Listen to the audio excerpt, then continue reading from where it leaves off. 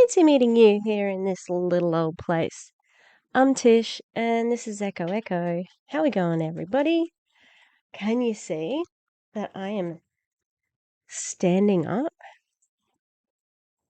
Free range of movement. Woo! There's a reason. So we've changed scenery, obviously. I taped the Ray Higdon video, this response that I'm going to put up after this, and I didn't like it. I think I've been more, I don't know, profound and better analysis. So here I'm doing it again, and I am also moving. So I'm going to be watching, packing clothes away, and also sorting out a donation pile. Tell me, people, what do you put down in the donation pile? Because I've got more clothes in another room. And, what's the rule that you use? I know that some people go, if you haven't worn it in a year, get rid of it. But I find that hard as well. All right. So do all the YouTubey things. Like, subscribe. Ooh, we're crawling to 400. And it's wonderful. Thank you. I've had a few, not like hate comments, but just, disagreeing comments. And my favorite one that I got was, just because you didn't do any well in the MLM doesn't mean ... I'm like, I've never been in one. I would hate that. I hate sales. And they replied, well, then why say something? And I said, well, I also haven't shot up heroin, but I know I'm not going to do that, and I know that's a bad idea, okay? So I don't have to have experience in it to know that it's bad, okay? All right, so this is Ray Higdon of Rank Makers. He is in an MLM. I'm pretty sure he's still in one. He's the top, of course, and he also has a coaching business called Rank Makers. However, Rank Makers is a little bit of a scammy scam, in my opinion. It does seem that these people who are employed as coaches are really there. They don't have qualification, like they haven't done anything except for sign up for Rank Makers to be coaches. Yeah, like it's like a little coaching pyramid scheme, if you know what I mean. And this opinion is based on a live that Julie, Jo, and Erin had. I'll try and put a card up. And in the live, they talked to two wonderful women, Julie and Jennifer. I think it was Jennifer. And Julie has a absolutely poppin' TikTok. She's got a really great TikTok account where she does talk about her MLM experience, and she's great. So I actually sent her a message and asked her if she knew this guy here, Michael, and because she had been a coach, and I think he is in it too. And I'm not sure if he's still a coach or not, but he got Ray Higdon on to this Zoom. Anyway, she said she didn't know him, but that was entirely possible because it was a big organization. Anyway, some of the things they talked about in that live were, Ray's kind of I know this is going to surprise everybody, bit of a megalomaniac, yeah? Not a surprise. Anyway, I did ask her if she wanted to react to this with me, and she said that she, wasn't ready, and that's totally cool. It is a lot, and because of how he is, I understand how he could be triggering. So, yeah, I've had people in my life like that, and they're not very nice. Especially someone like Ray who can flip on a dime. You can go from he to like punching in a second. I'm not saying he's physically assaulted anybody. Yeah, so we're going to have a watch of this Zoom meeting. It is a training, and it was done for Elomir. So that's how I managed to get this one. And Elomir is a health and wellness MLM who has one product called Access Clarity, which is supposed to be, I don't know, a supplement to make you more present. I think that's the actual goal of it, but apparently it does everything from clearing up your vision to making you trip on like LSD to clearing up your autism in your kids. Despite the fact that it says you're not allowed, you shouldn't be giving it to under 18s. These people are. Anyway, all right, let's do it. And he decided to go full on into coaching and has been doing a phenomenal job also as an author, has written several books. If you guys have not read any of his books, he's got one on social media marketing. He's got Can you buy it like from this source? I bet you can. one on how to be a freakishly effective leader, which I absolutely love and definitely apply those tactics and strategies in my business and in my team. So if you haven't picked up any of Ray's books, I highly recommend that. But Ray was nice enough to come on here tonight to share some wisdom with you guys in terms of, we've just, got our Elomir business off the ground here. We're about 60 days in. Those of you that have been, in it before launch on July 5th, you guys have been working even longer, but we have launched. But how does that work? Because you're not supposed to be like working on a company before then, right? Especially in MLM. Really strong out of the gate, and now it is time to move into sustainable growth. It's like we're all excited, we're all hyped up from everybody coming in, and we've even seen a couple of people that have left already because they just couldn't stick it out from a startup standpoint, and that's okay. And Vance, They couldn't stick it out from a startup point of view. Is that it really?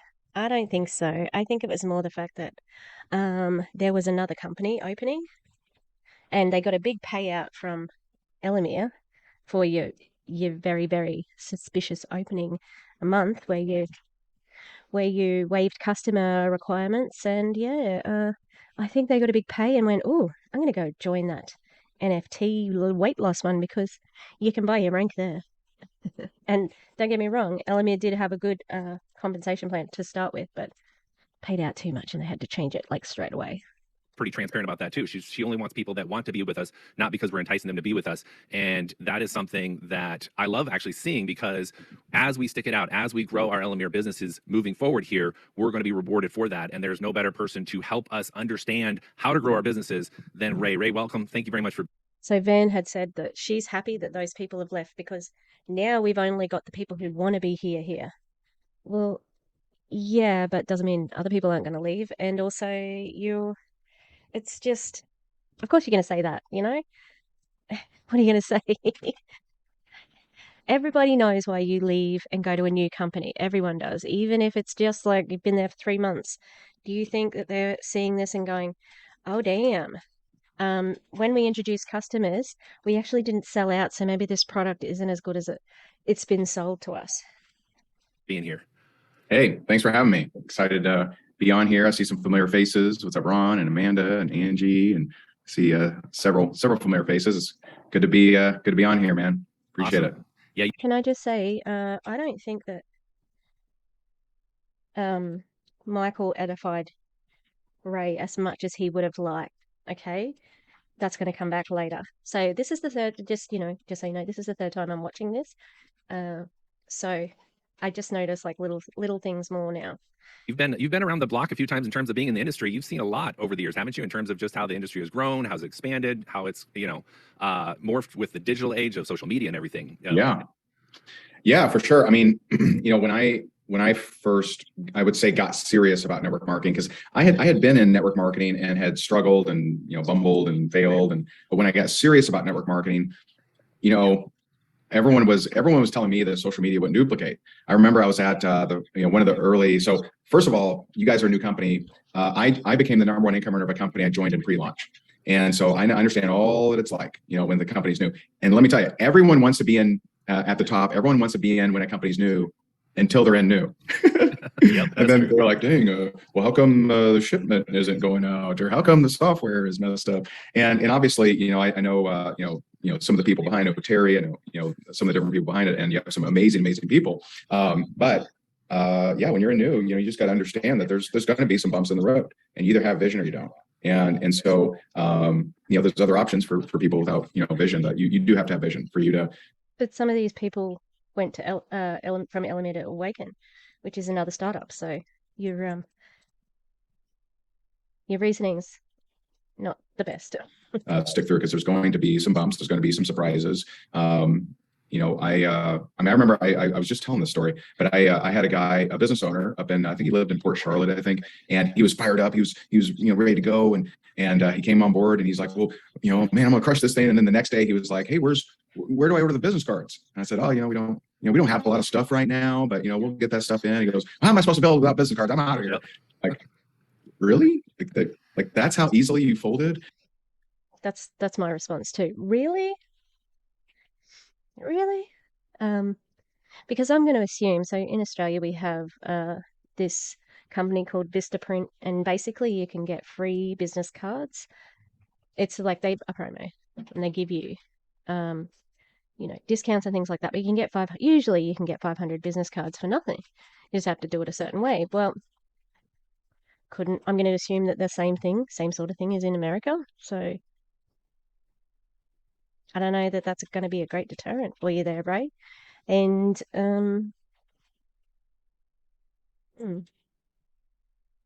and then like, all right, okay, and went on to make millions of dollars with that company, and we had a blast. It was a great company. My wife and I decided in 2016 to no longer actively build a team and focus on the industry. We like to make a difference at the industry level, and so that's what we've been doing for quite a while now.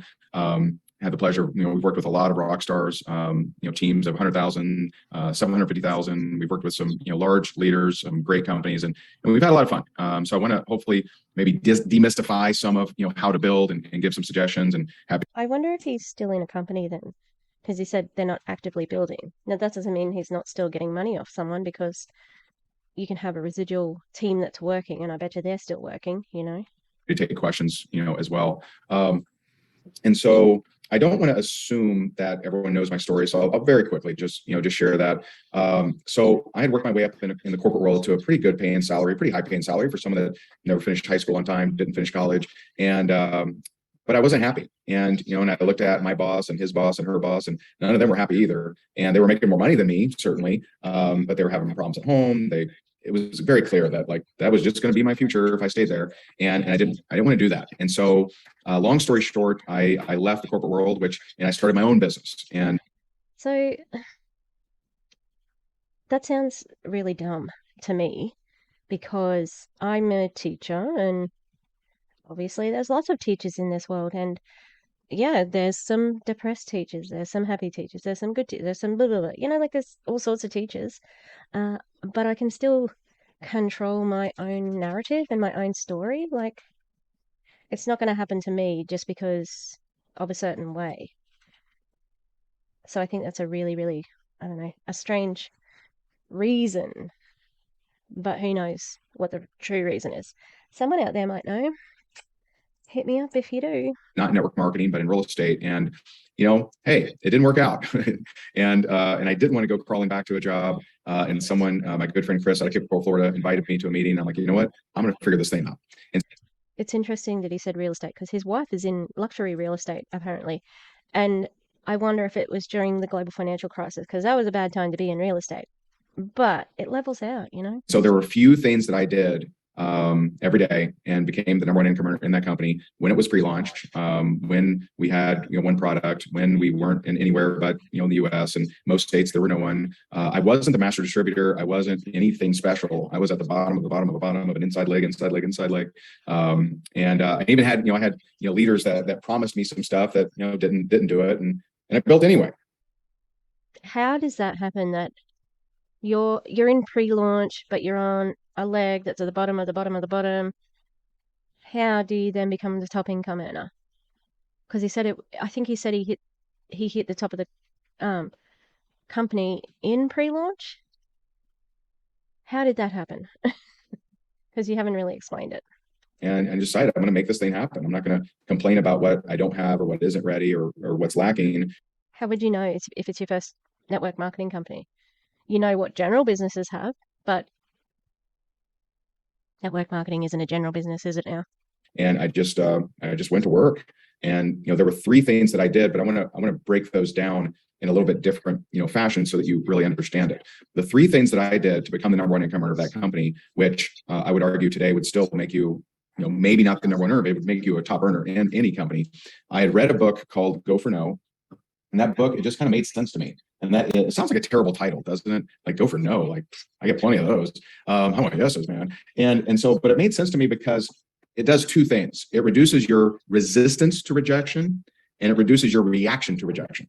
And too many people are struggling with one or both of those. They're either too worried about getting rejected, so they never ask, or they get a no and then they're eating ice cream, the rest of the day. And so I read that book. I'm like, this makes sense. And so I set a no goal, and I figured, I'm like, I have big goals because I had big debt. I was in massive debt, and I'm like, I got big goals. So what would make sense for me to really build a large organization? So I set a goal of 20 no's a day, and 20 no's a day is unreasonable. It's borderline crazy. I know 3 people that have come to me and told me they did the 20 no plan. I don't know why it's like, sounds like he's talking into a fan, like, so I don't know what's happening there. I don't quite understand how the go for no, like you're going for a no. Oh, no, hang on. The no is the only thing that makes you stop, but you keep going if they don't give you a flat out no. That makes more sense because that means that you are actually like contacting them, and you are actively trying to get that no, because everything else means not yet. Manipulative.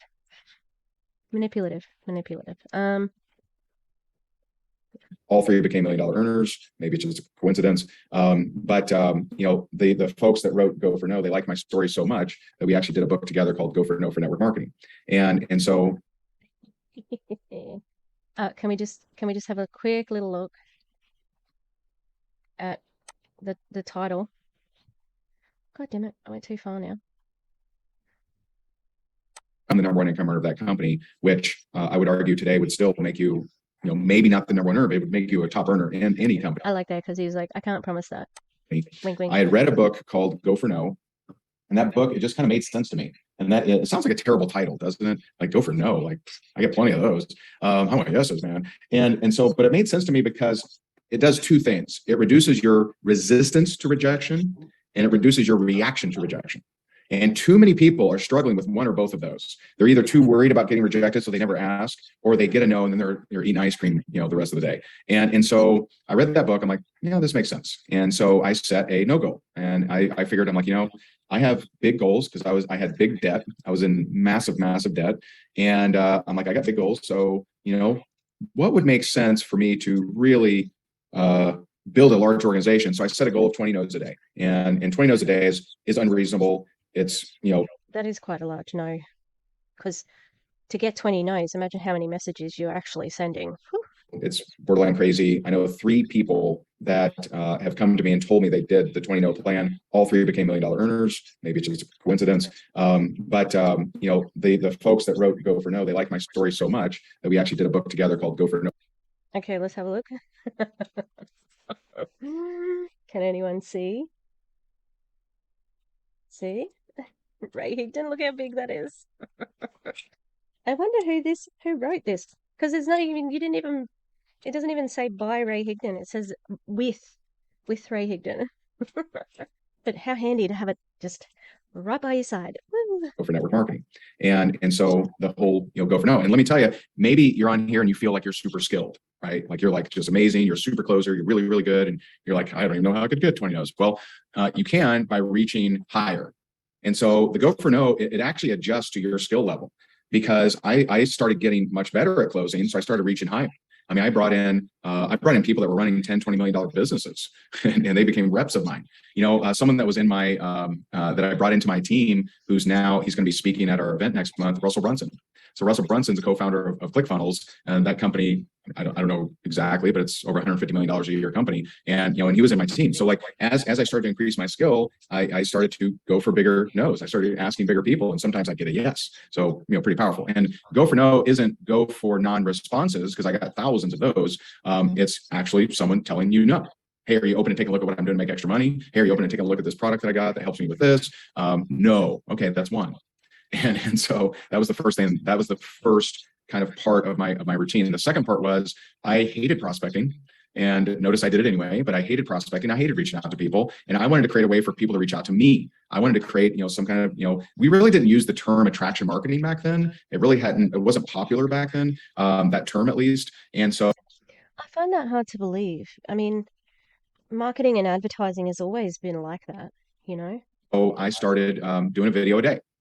And so I figured if I do a video a day, eventually someone somewhere has got to see these darn things, and I'll start generating some leads. And so my goal was to get people reaching out to me. And so in the beginning, no one's seen my videos. And oh, by the way, they're terrible. I mean, I don't know what I'm doing. I mean, I'm like outside. I'm like a weatherman, right here, and you can barely hear it. You're like, what do you say? And the sun's directly behind my head, so you can't even see who is it again. Like, it's just terrible. But I was just moving forward. I'm just failing forward. Like, oh, Michael, the other guy before, he is the only network marketing dude who I've seen who's like has a good mic and a really clear camera. The girls from Fab could never. I want this to be a little bit faster. Sorry, everybody. Yeah, okay, cool. Let's keep going. Yeah, no, even though he said that about the videos, there's still heaps of people, million dollar freaking earners who don't have a mic. Can we do that? Because look at this. It was probably $100 American. The arm was cheaper. It was like really cheap. Just keep doing it. And so just kept doing it, kept going, kept showing up. And at one point, I was generating over 3,000 leads a month without ads. Now, prior to TikTok, that's pretty impressive. Okay. Now, since TikTok, I mean, we have people on our team, or not my network marketing team, but people like that work for us, or people in our membership and our rank makers that. So one of the things I can remember from Julie Joe and Erin's and Jennifer's live is that Ray was like, "Oh, TikTok isn't going to be, isn't going to be a major player or whatever," and didn't hold much stock in it. But he'll claim success after the matter because Jessie Lee, #Gossie, I think she was the same. I kind of like this walking around thing. Rolly, one of my favorite YouTubers, Rolly, who does piercing fails, he started doing standing videos, and he was like, "I love this," and I'm like, "I don't think I'd like that, but it's actually quite good." The only thing I'm a bit worried about is the sound. So let me know how the sound is. Generate that kind of stuff with TikTok and Instagram Reels and Facebook Reels. But back then, that was pretty good. That was a pretty good deal. And so when you're generating that kind of leads, you can do pretty good with recruiting, and it's not that difficult. But that didn't happen right away. That took me some time. That took me a while of showing up and not getting results for a while. And then the third thing, very simple, just self-development. Every day I had to do something to work on myself, whether it was reading a book, whether it was reading a chapter, listening to audios, etc. And again, did go on to become the number one earner of that company. And so Brooke's asking, what were the videos about? And so I talked about, if I had to do it over, it'd be a very different story. It'd be a very different story. But back then, I talked about what I was learning.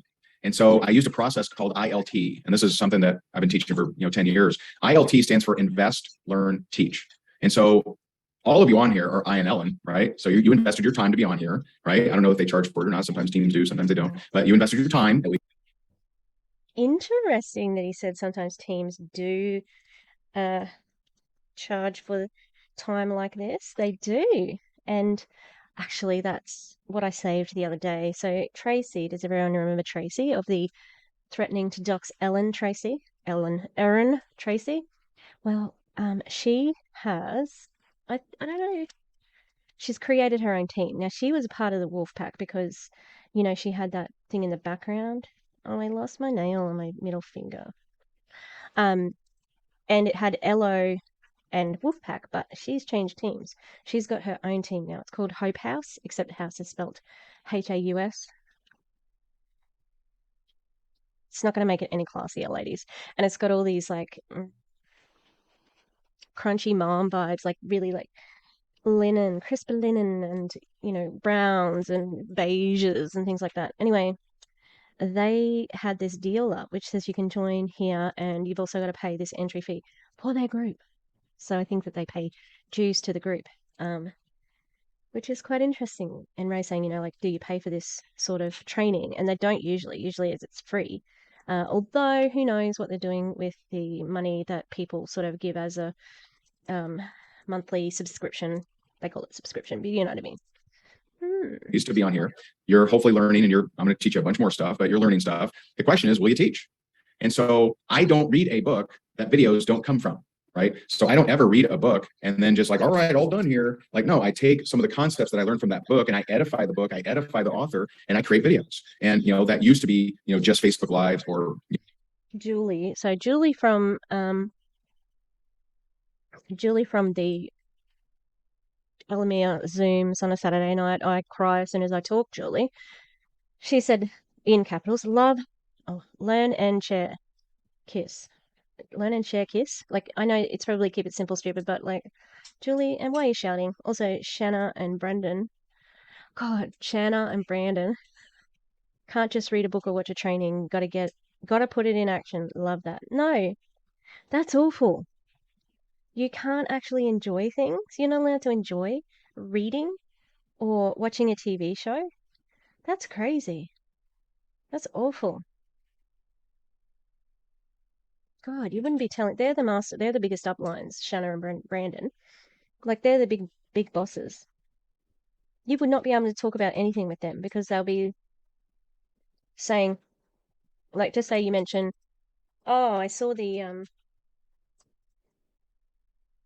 I was watching the Queen's funeral. Oh, yeah? Did you make any content out of it? Oh, no, I was just watching it. Oh, you didn't make any content about it. No, I didn't, Shanna and Brandon. I didn't make any content. What did you want me to do? What could I?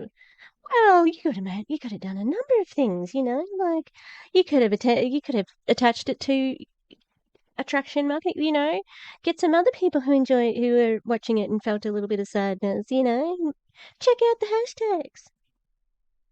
That's concerning that you are not allowed to enjoy things just for them being beautiful or poetic or interesting, That sounds like a really sad existence. YouTube's, now it's what I'll do is if I'm going through a book, especially a good book, I'll take every major note, and every major note becomes its own Instagram reel. And so it's the simplest way for you to come up with content is just take what you're learning. Now, a different way to look at this, and a few years ago I created some mantras that drive me is, and mantra number one is help the person you used to be. So a lot of people, they struggle with, what is my brand? What's my avatar? What's my target? What's my niche, right? And so in the absence of something fancy, just help the person you used to be. And there's a lot of shades of that with me. I grew up in a very abusive home. I've been broke twice. I struggled with parenting. I got 4 kids. I struggled with parenting because I didn't have a good role model, and I struggled with self-worth of being present. And so I'd be with my kids for 4.2 minutes and have to be on my phone doing something. Been a workaholic. I've been a successful but unfulfilled person. And so every single one of those types of people I can help because that's who I used to be. And so, maybe you're on here and when he says that, I hear pain points and it's like, who can I take advantage of because I can relate to them? Who is going to hear my message? How can I exploit them? Really? I think it's as overt as that, which is gross and predatory, you wanted to, you've been wanting to lose some weight and you've lost 10 pounds so far, but you got more to go. Help the person wants to lose 10 pounds, right? And so the big divide is people that don't understand marketing. They think, well, I have this thing for sale. I must talk about this thing in all of my videos. And that is very limiting. And it's very, it's like, okay, she's got her thing for sale. All right. Oh no. Who's going to tell Ray? Who's going to tell Ray what they're doing? Because how many tongues have we all seen without any consent? All right. The only tongues of Elomir's distributors that I've seen have been completely against my will, and I don't want to see them anymore. Okay? Can we please stop that? Because it's gross, and I don't think that they realize it's not a good way to sell your product. So maybe Ray, can you talk to them about that, please? Thanks. Right. Instead of the thing you have for sale, think about the who you're trying to talk to. And that's where help the person you used to be is just so powerful because you know them. You overcame that. You survived that. Maybe you're in a bad relationship. Overcoming objections right there. But also maybe you're in a bad relationship. Can we just leave people in bad relationships alone and not try to recruit them to our MLM, please? That'd be nice. Thanks. Maybe you had trauma in your life. Maybe you were burnt out at work. Maybe you maybe you were struggling with parenting and you got better at it. Do you know how many people struggle with parenting? Like, help that person. And so help the person you used to be it's such a powerful driver and such a clear vision, because you're good at that. See, a lot of times people either they go into sales mode and think, I must sell this thing, so I'm going to talk about, right, this bioflavonoid, that's like how many videos you make about bioflavonoids or whatever, right? It's like, you know what, I'd respect that more if they were talking about the product and breaking it down. Like, I'd respect that more than, here's my sub story about, this triggering trauma. Oh, and then this happened, and then this happened, and I was upset, and then trauma dumping. I'd rather hear about the product. It's more honest. But it's not about honesty, is it now? Ooh, we got one covered. Oh. it gets old, kind of gets boring.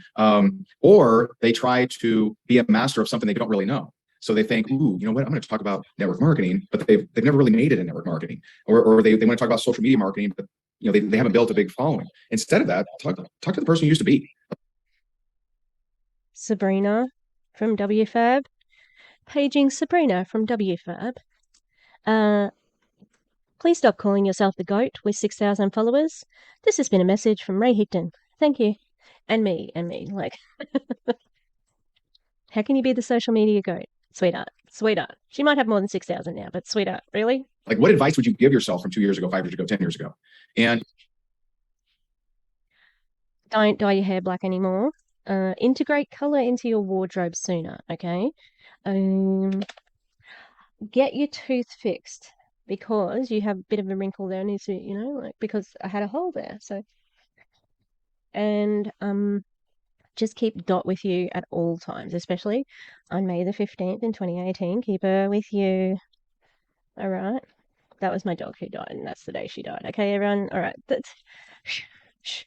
I'm not gonna think about it, but that's what I would tell myself 5 to 10 years ago. All right, and don't leave your school where you're at, because it's great. But I'm going back there, so we made it back. Yay!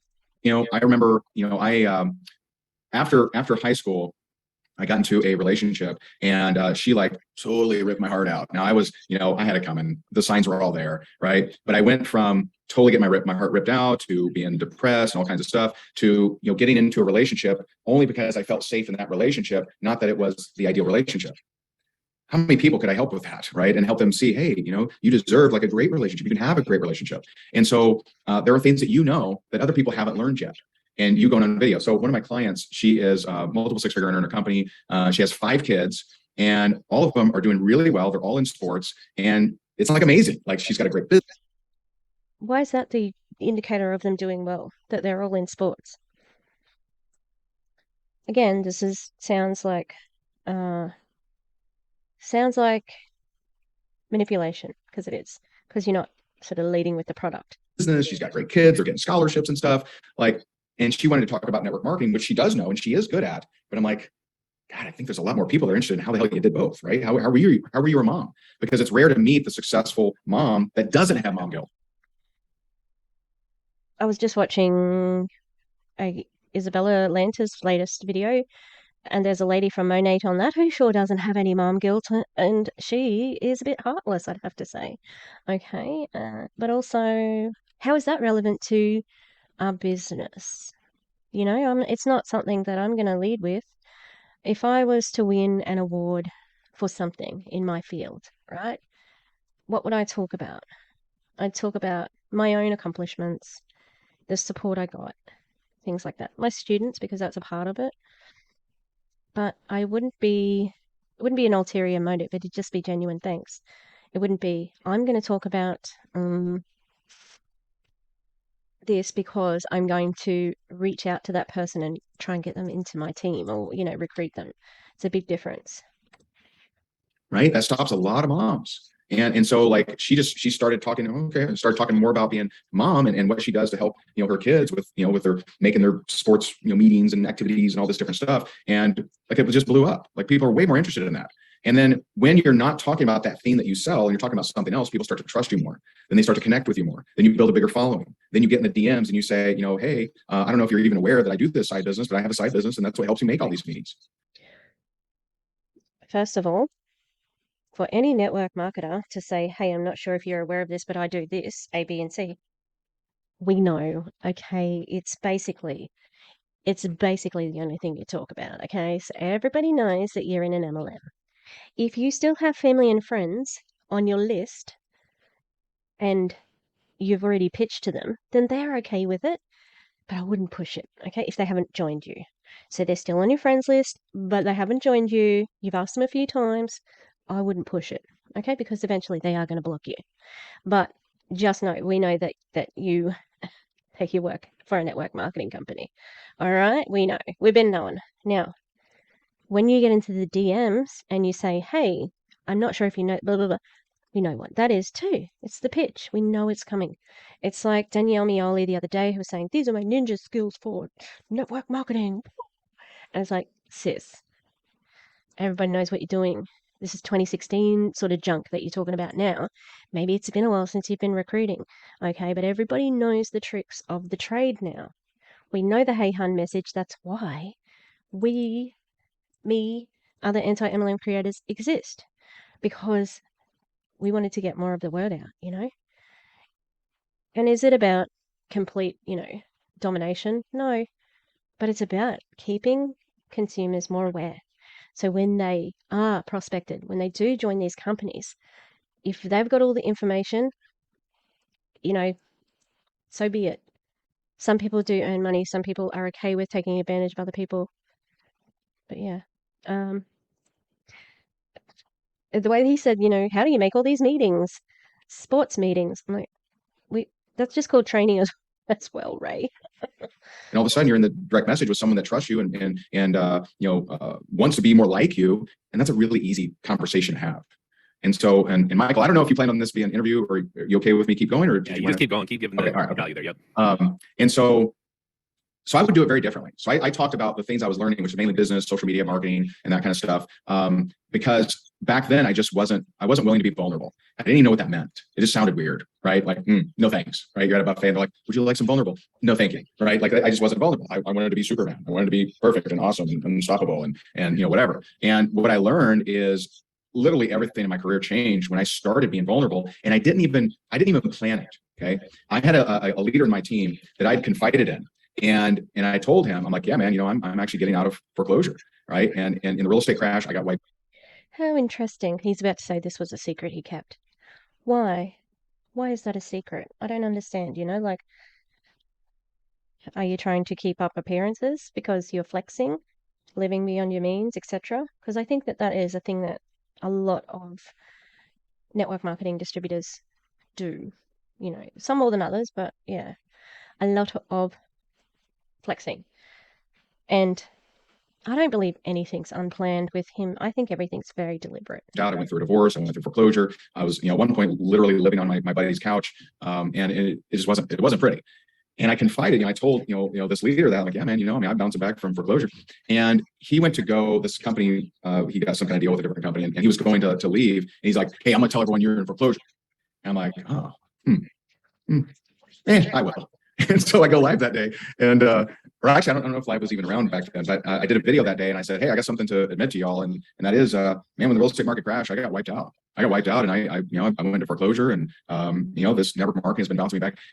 Everything skyrocketed when I started letting down my guard, and I stopped trying to be perfect, and I stopped trying to not let any weakness show. Everything took off. Everything. I wonder if that was true for starters, but also I think that's generally good advice. Sometimes these network marketing people do have some good advice. If there's power in a secret, you take away the power by sharing things. And I don't think there's too many secrets that are so bad, So I think that this is some good advice from Ray. Could be the only bit of good advice. These people are just eating it up. They're like, oh, I love this. It's amazing. Such good value, etc., etc. It was crazy. I started getting asked to be on stages. I started being asked to be on podcasts. And so, vulnerability is such a major key. And he got all that from being vulnerable. And mind you, what he's saying, him being vulnerable is him admitting that he was in foreclosure. I wonder if there was anything else to it. Yeah. And, we don't have time to get into all this different stuff, but I'm telling you, that thing that you're scared to admit, so many other people have struggled with that. And having the courage, which is what it is, having the courage to be vulnerable is game changing, because most people assume everyone else is full of crap. And so when you are trying, I'm the expert, I'm perfect, they just don't believe you anyway. So they're not going to connect with you. They're not going to buy your stuff. They're not going to get in your direct messages or anything. But when you're willing to be vulnerable, that's when you're really helping people. You're really transforming people, and you're just showing up differently. And so, now I'm willing to show, all my, scars and all the different things that I've, the barbed wire that I've climbed through, and help people out. So there should be no mystery as to what builds a network marketing business. I've boiled it down to 4 key components, and these, they all happen to start with the letter P. and so you may want to write these down. And I'm purposely not putting them in order of importance for a reason, but it is not a coincidence that they all start with P, because that's going to bring your strategy to mind quicker. And it's something that a leader can go, which one are you on now? Pipeline, whatever it is. I've got my own 4 Ps that I'm going to tell you at the end of the Zoom. But yeah, like, it absolutely is on purpose. I will do it. I'll probably, find something that I want to do either in a thumbnail or heading on YouTube, and I'll try to find some alliteration, which is the doubling up of the consonant sound, repetition of consonant sound, and adjectives starting with P or verbs starting with P. Whatever I want to do, you can look it up. So absolutely it is on purpose. And yeah, well, it's pretty interesting actually how he talks about it, because we got some word salad coming up, that's all. discuss them. And so it's pipeline, posture, position, and perspective. Okay. So pipeline, posture, position, perspective. So pipeline, what's pipeline? Pipeline is a very simple concept, but it's a concept that eludes most network marketers. And they're literally confused on why they don't have more success. And pipeline is the answer for anything performance-based, period. Anything performance-based has to do with pipeline. Anything performance career-based has to do with pipeline. Pipeline is how many people you're talking to, following up with, setting appointments with, possibly, depending on the company, doing demonstrations for, sending samples to, whatever. Now, it's the same in anything performance-based careers. A realtor, pipeline. Car sales, pipeline. Literally anything that's performance-based, pipeline. And so, my wife, she's now, as of this year, she's a luxury realtor here in Naples, Florida, and that's her passion. She loves real estate. She's flipped a lot of properties. She's done a lot of investments, and, she knows her stuff. And so, but even with a license, right, she had to go through all this training, and it sounded horrible, and she got her license. But even with that license, if she doesn't tell anyone she's a realtor, she doesn't make any money, and no one's confused by that fact. No one's confused. Now, in network marketing, you have all these anti-MLMers, right? They're quite the crew, and these are people that joined a network marketing company, didn't do the work, and now complain about the network marketing promises that they believed, or they were told, or whatever. And I'll have you know, we've already discussed this. I've never been in a multi-level marketing company, but it doesn't matter. My example stands that I know heroin's bad, even though I've never tried it.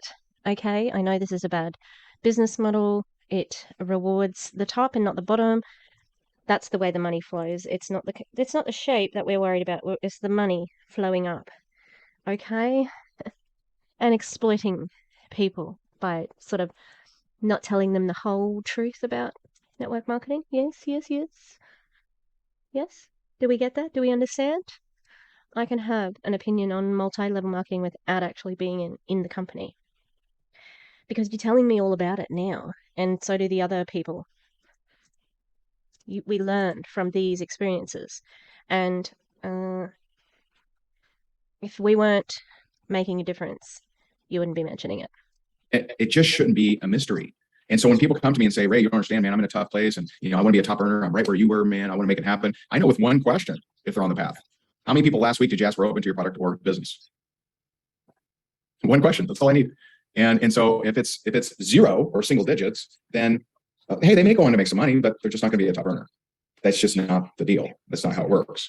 And what if they just started? What if they've got a terrible upline? What if they aren't getting this information? Because to be perfectly honest, a lot of people don't talk about the intricate details of network marketing. You just hear, got to get on the Zoom, got to get on this training, got to read, got to journal, blah, blah, blah. But you're not talking about product knowledge here. You're talking about team building. We know that. And so, and there should be no qualms about it, right? Like that shouldn't be like, how dare you, sir? No, it's just math. I mean, I find like I had some super recruiters on my team. I had some people that were really good. I was good at recruiting for sure, and I had some really good recruiters. And the best recruiters I've ever met close about 30%. And so So where's the real money, Ray and company? Is the real money in recruiting? Is that why you're talking about? Is that why the emphasis is on recruiting right now? Because I mean, I've seen this 3 times, and he doesn't talk about the product ever. Jackie Teat on the side here says, Ray, you would be great at serious stand-up comedy. Thing is, the crowd will get a great laugh and education at the same time. Jackie, you have a poor command of the English language. Also, wrong. I would do that. I'm hilarious, and I'm a teacher, so love and education right here. And then someone else has said, I agree, he is so funny. Yeah. Yum. Gross.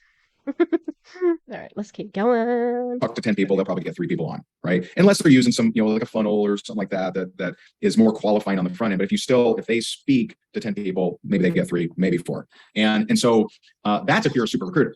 If you're not a super recruiter, you're getting 5 to 10% probably. And so if you work those numbers, backward, I'm talking about recruiting. Now, product a little different. You can have a product, and if you lead with the product, you can close more than that. But at the end of the day, it's how many people you're talking to, following up with, set appointments with, et cetera. All right, he did mention the product briefly. What are you doing, Wilbur? If you close 100% of the business you reached out to, how would that look? For some, it'd still be 0 because they're not reaching out to anybody. And so if you're not reaching out to anybody, you're making what you should be making. And, I know that may sting, but this isn't mystical. It's not, your affirmations are what dictates, how much money you make. No, they can help, right? And we'll talk about that. But at the end of the day, unless you're so powerful, which I'm not there yet, unless you're so powerful that you can manifest without opening your mouth, then you're going to have to open your mouth and you're going to have to talk to people.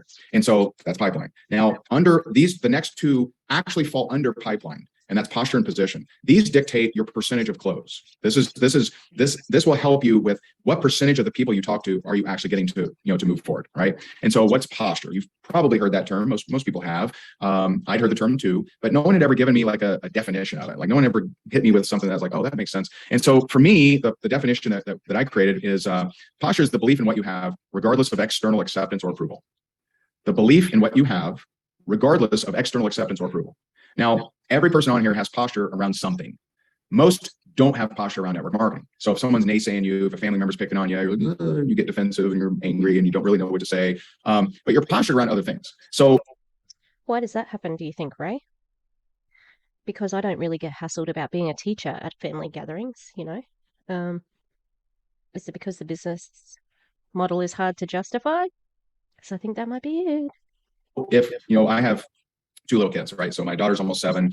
She's my firecracker, and I have a 3-year-old boy. And so let's say that, if you have kids on here, let's say you're at the park and you're at, you take the kids to the park, you're having a good time. And someone says, hey, is that your kid over there? Yeah, that's my kid. And they say, man, they're ugly. Are you going to convince them? Are you going to try to turn them around? Are you going to try to say, no, they're really cute. And they're just having a bad hair day. No, they're actually super sweet. And I like his point here, but he's making it about network marketing, but someone said that, I'd throat punch him really, but. If I can, he's got this little bow tie at home. He's so cute. No, you're gonna say, get the hell out of here. Get the hell out of here. Why? Because you're postured around that. You don't care about their opinion, right? Posture is the belief in what you have, regardless of external acceptance or approval. So you don't care if they accept, approve, or agree with the look of your kid. Get the heck out of here. You're not studying, how do I overcome that objection, Ray? What exactly do I say to turn them around so they do see my kid as cute? You will never ask that because you have posture. But that's not something that would ever happen in reality, like people aren't going to walk up to you and say something's ugly, but they will say, your product, it's a bit expensive. They are going to say that, if it's $70 shampoo. People ask that about network marketing all the time. And so if someone said to me, oh, those things never work, I say, hey, it's not fit for everyone. Do you know anyone that does want to make some extra money? And my heart doesn't alter its speed. Like if you had a heart monitor on me, you would see 0 reaction because I just don't care what they think about the industry. I'm not trying to convince them. I'm not trying to turn them around. I'm not trying to, do a dog and pony show or do in a corporate, you have, the CEO and you have the janitor, right? I'm not doing any of that nonsense. I'm not dancing for them. I am not dancing for them. And just showing up that way, people are kind of bewildered by it, right? And so it's fun. Like having posture when speaking to prospects equals fun. And so I'll give you a couple examples. So I had this lady on my team, Ashley. She was out of Alabama. And, I didn't. Reasons why I think this is not a true story. Ashley from Alabama, like nothing is accidental. It's definitely not a made-up person because like Ashley from Alabama. So probably in the training somewhere they've got, if you want to tell stories about the business, you need to have your stories like close on hand and you need to remember them. So keep it simple by, Ashley from Alabama, because it's an A and an A, you're not sort of reaching back into your memory to get that story. Okay? Does that make sense? And the pause story here is is saying goodbye in the morning to the wife, right? And he's ready for the goodbye kiss, but she avoids the goodbye kiss, and he's sort of like, okay, then goodbye. Love on the rocks right there.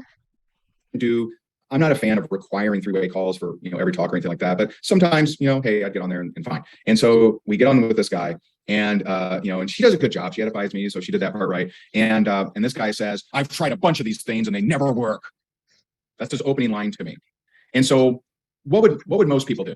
They'd say, well, this one's different. We're brand new, right? They do a little song and dance. I get a little cane and a hat, right? And they would do this goofy dance that would not work because it would keep the prospect in power and you out of power. Okay. So what would the postured person do? Right. So here's what I did. He said, I tried a bunch of these things and none of them ever worked. And I said, well, what makes this any different? You tell me. What makes this time any different? And he wasn't ready for that. He's like, well, I'm really coachable. See, posture. I don't think anyone who's being prospected, unless they're have already been in network marketing companies, would use the word coachable. People don't generally. Okay, even athletes. Like when we have our sports carnivals or athletic meets. I don't know the equivalent in America, but when people are training, they don't say, like, I'm coachable. And people generally don't talk about it in like coaches. I've done netball coaching and I wouldn't ever say, well, she's coachable. Do you know what I mean? Oh my God, I'm just unearthing a memory. Jade, if Jade is watching, so Jade is one of my people who was in my theatre company. I taught her drama. I think I was her netball coach when she was like 12 or 13. That's crazy. I have known her for over 10 years. That's crazy. I've known all those guys over 10 years. Oh my God, I'm old. Okay, yeah, so being coachable isn't something that is thrown around. Now, also, really, that's how he started it? I've tried a bunch of these and they've never worked. Well, then why are you on the call? Why would that person be on the call? You know that they're going, like, even if they're having a go at you, you know that I don't know, I just don't believe anyone would do that. To I don't know, it just sounds unrealistic to me. What are you doing over there? The dogs are tired because they've been humping all day. No, you can't get in that bag, Minnie. Please don't. Get down, please. She's like at my feet. Yeah, so I don't buy this, but then the cocky, like, of course. I dominated that conversation. Get, please. I'm trying to get in the bags that are at my feet right now. And prospecting equals fun. It's fun. It's not a drag. It's not a stress ball. And so he said, please, can we not go around a raise for a fun family like games night? Because that does not sound like fun.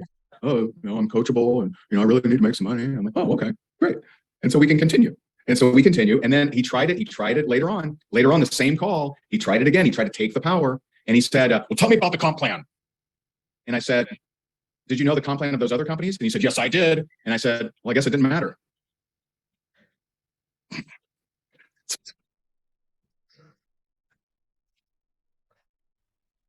What does that even mean? What does that mean? Is he saying like, oh, I don't know, like it's really weird. in other words, is he blaming the comp plan, the reason why this dude wasn't successful in the other companies? And I don't think a prospect is sitting there thinking, ooh, I've got him on the ropes now. Why am I doing that with my hand? Stop looking at it. Like I've got one over him. I'm in power. And most people who are being prospected in this way haven't got an effing clue. And you're on the call because you're the closer. Because whoever is new, I've worked this out. Well, I've seen probably other people say it, but you get the third person on there because the third person is the success story. The person who is pitching at the time can't tell the story about the getting paid this much and getting the team car and doing the trip, blah, blah, blah. But you can, as their upline, you can say, this is aspirational. We're going to get here. We're going to go to Vegas. We're going to go do it, based on the experience of the upline. So I don't know. I don't buy it from the get-go. Fun. Should be stressful. Stop stressing. Understand this.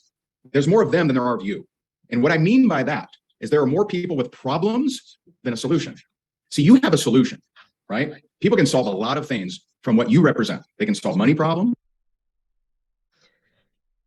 This is not a solution. This is more problems. That's ridiculous and very dangerous to be saying. Like, it can't solve money problems unless you are in the top. And even then, you have to do it at the expense of your morals, Awful. They can solve health problems. I don't know what other things you guys got cooking, but they can solve a lot of problems by what you know. And they have problems they don't know how to solve. This guy doesn't know how to make extra money. No clue. But I could show him how. I have a solution. He does not. So why do we get so tangled up when they're skeptical? It's like, whatever, man, whatever. Another example. Oh, so posture, right? Just you knowing what you have, regardless of external acceptance or approval. I'm not dancing for them when they pull these little power grabs. I'm just like, oh, whatever, right? And so let's go to position. So position again falls underneath pipeline, and position, if you're really frustrated with your prospecting and talking to people, it's probably because you don't understand position. So position is the knowledge of where is the prospect, where are they, in the process. And so most people, frustration comes when speaking to other humans. It comes when they're disjointed in your offer to where they are, right? So if you go to your friends and say, hey, you should totally join my team. It's awesome. You make money and stuff. And they're like, what the hell are you talking about, right? They're out of position. So position 0 is, I don't know anything about their level of desire for what I'm doing. I don't know if they want to make extra money. I don't know if they're open to it. I don't know anything, right? And so that's position 0. And you need to assume that everyone's at position 0. You don't know if they're open to taking a look at the product or the opportunity. And so step 1 is find out if they're open. Hey, are you open to take a look at what I'm doing to make some extra money on social media? They might say no. Okay, great, no problem. Cool. That's what you're saying, to make money on social media, because that's not actually how you make money. You don't then try to convince them to just give me your credit card, because that's out of position. That doesn't make any sense, right? And so this is, you wouldn't take a credit card anyway, because that's not how the business works. I'm going to knock this Coke over. Mark my words. It should be basic, but it's not. And you'll have a network marketer come in, and they go to their friends and say, hey, you should join my team and buy my product. I helped you move in college. And they're like, what the hell is that? Is this a friend tax? Like, what are you talking about, man? And then that network marketer will go online and say, my friends are toxic, right? You're asking for money. You're asking for commitment. You're asking for time before you even know if they're interested at all. You're toxic. They're not toxic. Would you ever buy a lumber yard and then hard pressure your friends to buy a 2x4? Hey, get down here, get some plywood. Well, I don't think I need any. Come on. Ray needs to talk to the people who hosted the call last Saturday morning, because they definitely said, well, if you're not buying in my business, then you're no one. And it's like, well, are you sure now? Oh, man, come on. I bought Girl Scout cookies from your daughter. Get down here. No, that would be so strange. But people do it in network marketing literally all the time. And then they say their friends are toxic. How dare they, right? Silliness. Position. So here's the number one thing to know about position. It will change your results. It will absolutely change your results. It's a game changer. And that is, in the absence of progress, fall back on position. Okay. And I'll demonstrate. I'll give you an example. That's sounds a little weird, right? I understand that at all, and even when he explains it. Absence of progress. When I can't move forward, I fall back on position. Okay, so I'm gonna give you one scenario, one example. I recruited hundreds and hundreds and hundreds and hundreds of people that hated the video. So I have a company video. I like my company video. I send them company video. They say they hate it. Sad face. Most people would be like, is this man an adult? Asking for a friend. Also, cause story. He's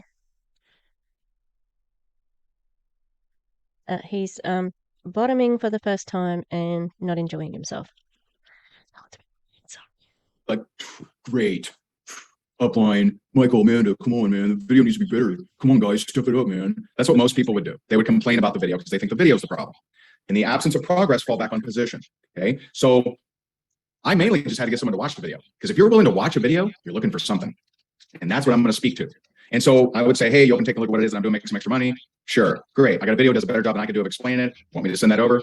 Great. All right, here it is. Hey, what'd you like about it? Oh, I hated it. It sucked. It was the worst thing ever. I hate your guts for even sending it to me. Oh my goodness. Ooh, wow. Yikes. Would anyone actually say that? I guess the question is, what were you hoping to see? What were you hoping to see? That question has made me tens of thousands, if not hundreds of thousands of dollars. What were you hoping to see? And I've never had them say something crazy. Well, I was hoping to grow my arm back, right? I was hoping I could pour it out back and Bitcoin would spew like a fountain to the heavens. I've never had them say something crazy. They've always said something we can help with. He thinks this is revolutionary, which is crazy. What were you hoping to see? It's just not that deep. That's all I'm thinking. They said, well, I was hoping I could do it as a single person. It looks like everyone's married. Or I was hoping I could do it at night. Or I was hoping I could, they part-time. Because they just draw a different conclusion from what was presented in the video.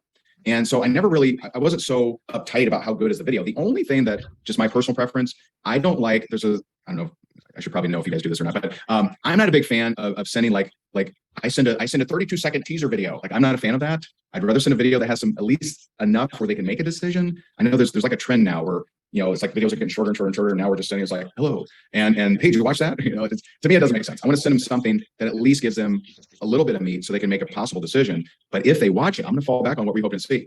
And a lot of times that conversation that happens right there, that's how I get them on board, is just saying, oh yeah, we got plenty of people doing that. We got plenty of people do it part-time. Most of my people do it part-time. Yeah, come on, I'll show you how.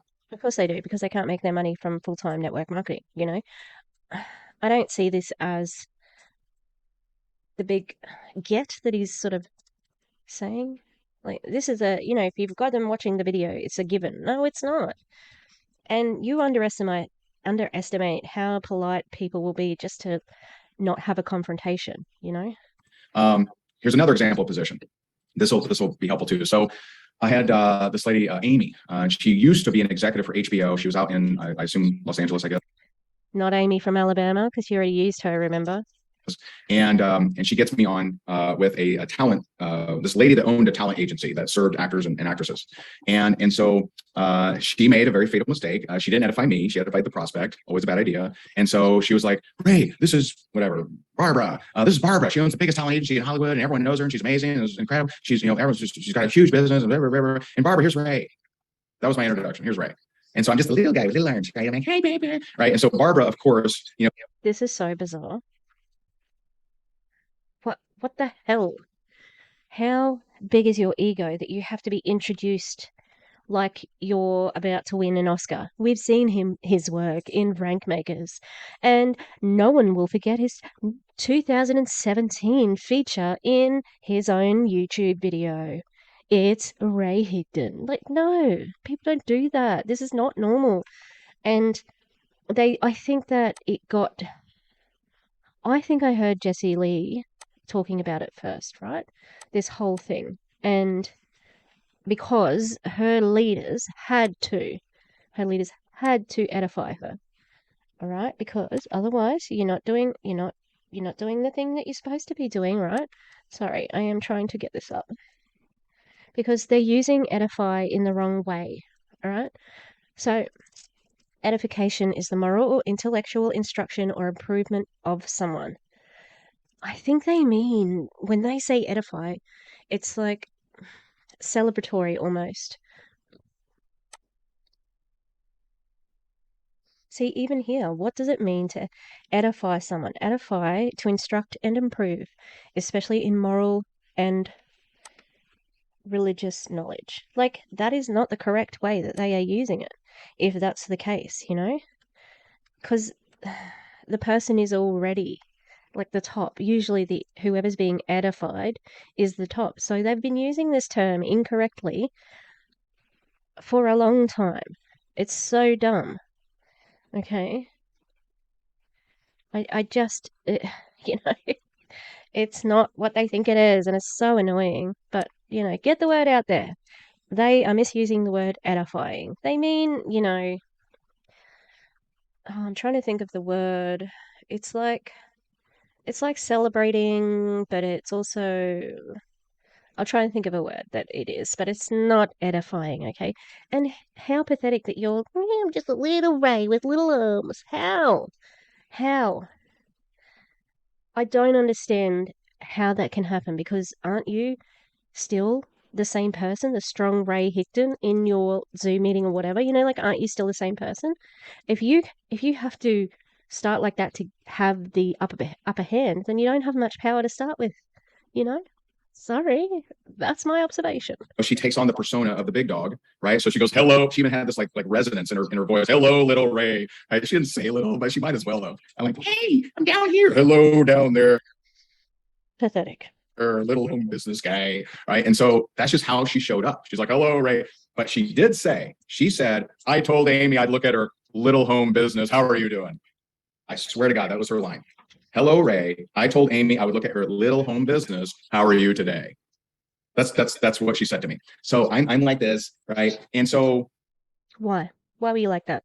And you know, like, it's all, I doubt this happened, but this is like from Star Wars, right? She had the high ground, right? I can't recruit her if she's got the high ground, right? She's got the high ground. You just can't recruit like that, right? You can't, they're way too important, right? You're gonna be fighting an uphill battle. So I have to even it. I get even it, and I get annoyed easily. So I want to even it as fast as possible. Okay, and so I use position, right? Well, I guess a combination of posture and position. Okay, so in the absence of progress, I fall back on position. What position am I in? She's on the call. And so I used that. I used posture and position. And so I said, I'm down here. I said, well, I guess I'm a little confused. If your business is so good, why are we on this call? And so, did you see that little dance he did in his seat? He thinks that was the best shit he's ever said. God, he's impressed with himself. But it's like, exactly. I mean, how did you lose power to start with? It was, like, she is on the call. Dodoy. All right. It just seems like super obvious to me that this is what it is. But he just was so proud of it. Why am I thinking of all like inappropriate pause stories? Pause stories. So he's a flat earther, right? Keeping it clean. And he's like, this is all a myth. And he's like got a sphere, like a globe. And he's like, it's all a myth, it's all a myth. I swear one day I will take you to the edge of the earth. Okay? And she says, she goes, well, clear to the throat. Well, the business has changed a lot over the years, and I've lost a few clients, and it's gotten a little tougher out here. I'm like, oh, okay. Now he must be insufferable, honestly. And he said that he gets irritable very easily. Sounds great. Love to be in business with him. And also this person who's meant to be an agent, a Hollywood agent, right? Something. I think he said something like that. They're going to go to a network marketing company. Sure they will. We can have a conversation. I can't have a conversation like this. It's just a waste of freaking time. And so like now we can have a conversation. So we had a conversation. She joined. The Alabama guy joined too. And so this is understanding position is. So Amy, Alabama, and the dude there who's like, these don't work. He signed up. So did the lady. Oh, what a coincidence. Everybody's signing up under Ray Higdon, the best human in the world. One of your most valuable assets. It will have you stop getting tripped up by things that you don't need to be tripped up. For example, if you're trying to close someone who has told you they're not open, you're toxic and you're frustrated. Stop doing that. So there were people that I prospected. Hey man, I'm doing this thing. It's pretty cool. You open and take a look at it? No. Okay, great. All right. Go Colts. Right. Like, good luck. And we would remain friends. I had some of my closest friends tell me no, it's fine. And so again, have a chat to the Elomir people who said that if they don't support my company, they don't support me. pipeline, posture, position leads us to perspective. Now, perspective, the two primaries are pipeline and perspective. Okay. Now, I have learned, now I know that majority of us, possibly all of us, can't have perspective without pipeline. Okay. You can't just be the super positive thinker, never talk to a soul, and have a thriving business. Now, have certain yogis achieved that? Have certain monks achieved that? Oh, maybe. I think probably that some people can manifest out of thin air and never, it's crazy. I'm not there yet. Working on it. And so Ray's goal is to manifest out of like thin air. It's interesting that he said yogis had done it. So you can't just have perspective, no pipeline, build a business. But I've also learned the tougher reality that is you can't have great pipeline with a bad perspective and build a large business. I used to think that you could outwork your perspective, that you could outwork your mindset. That if you had a terrible mindset, if you just talk to more people, make it happen, man. And the truth is I've been proved wrong too many times. I've met people that have literally prospected 30, 40, 50 people a day for years.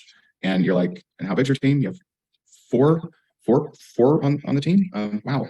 Okay. And so I've learned that you can't have even with a humongous pipeline, you're talking to people every single day, you're following up every single day, you're sending videos every single day.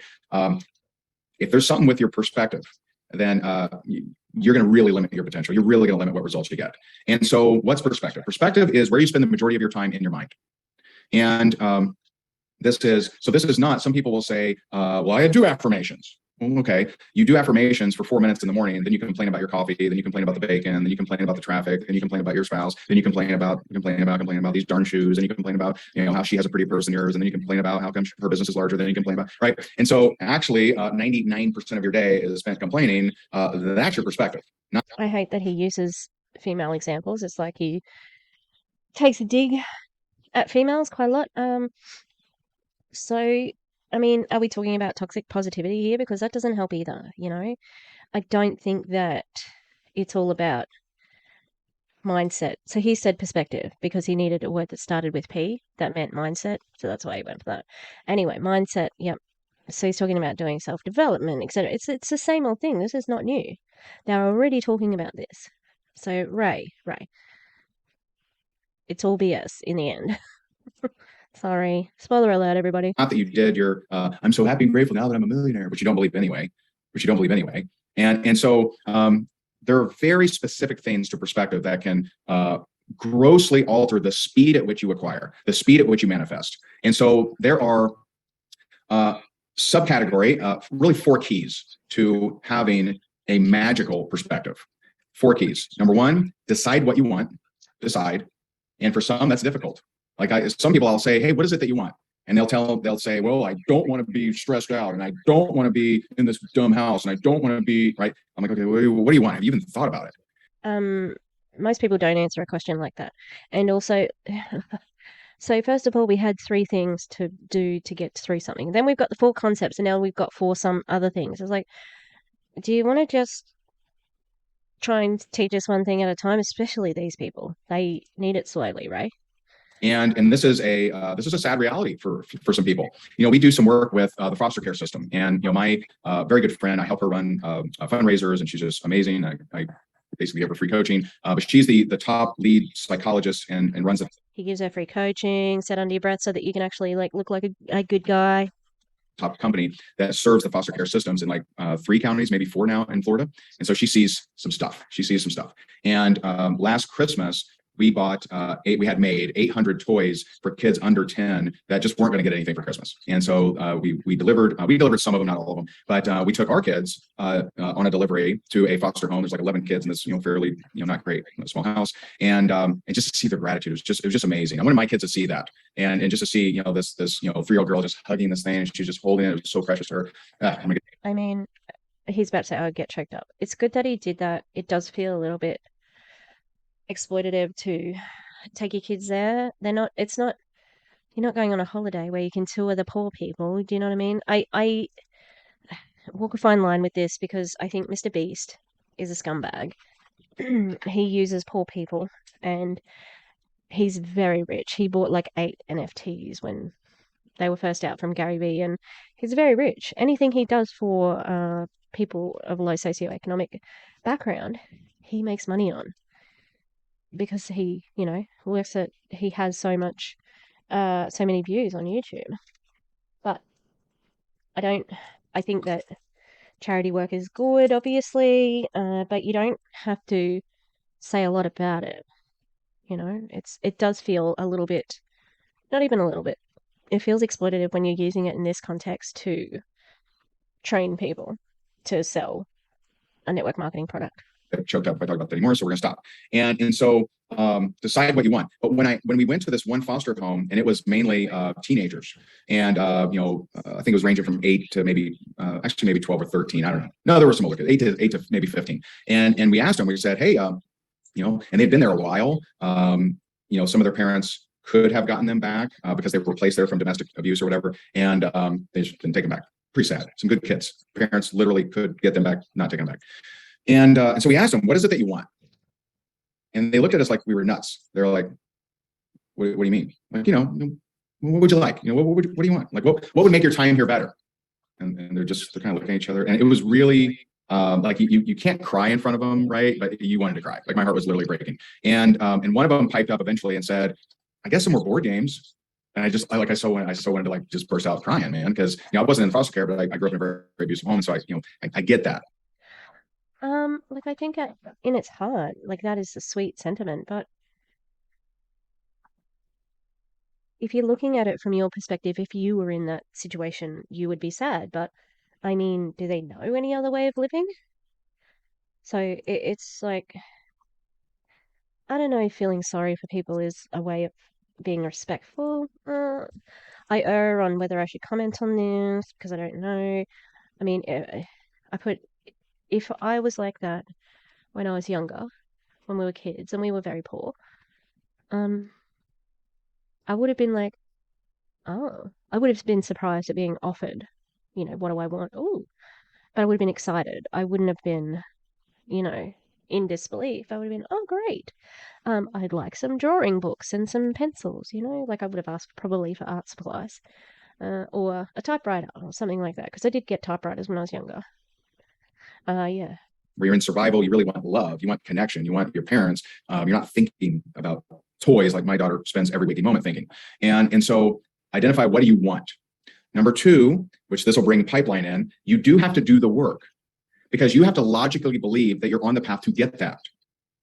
That's why most people, they very misunderstand law of attraction, and they really don't understand that at all. And if you're for the majority of people, if you're not doing the work, there's going to be a piece of you that just will never believe that you'll get what you want. And so you do have to do the work. Okay. So decide what you want, do the work, pipeline, right? Number 3, this is the gotcha. This is the one that stops 99% of people. You have to stop noticing your missteps. You have to stop dwelling upon, sharing, getting around your girlfriends and talking all about that shit that you don't like, all the stuff you don't like. Again, what are you talking about, girlfriends? Like, are you talking specifically to women? Are they the only ones who do this? It seems a little bit pointed. Okay. That's the hardest. That's the hardest, because we use our senses to define our reality so much so that it stays our reality, right? And one of my mentors and friends, Dr. Joe Dispenza, he says your personality creates your personal reality. And I'm very blessed. He's speaking at our event next month. He's incredible. And so he says your personality creates your personal reality, and your personality is made of how you think, how you act, and how you feel. Most people try to change what's outside of them without changing what's inside of them, and that will never work. It literally chemically will never work, because as you think, I don't think that's true. I think unless you're a sociopath or a psychopath, you're not going to worry too much about whether it changes you inside and out. I think most people are they do want to work on themselves and getting better.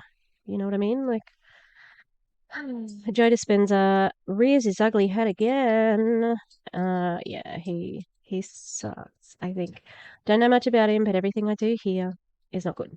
That creates and limits or expands your choices. Okay. This is from neuroscience. Okay. So as you think, these neurological networks are firing and wiring, and as you believe them, as you verify them, as you find more proof that they are true, that goes from the neocortex to the limbic brain. The chemical brain creates the neurotransmitter that creates the neuropeptides that communicate to the adrenal glands that create the emotion of anger, the emotion of injustice, the emotion of.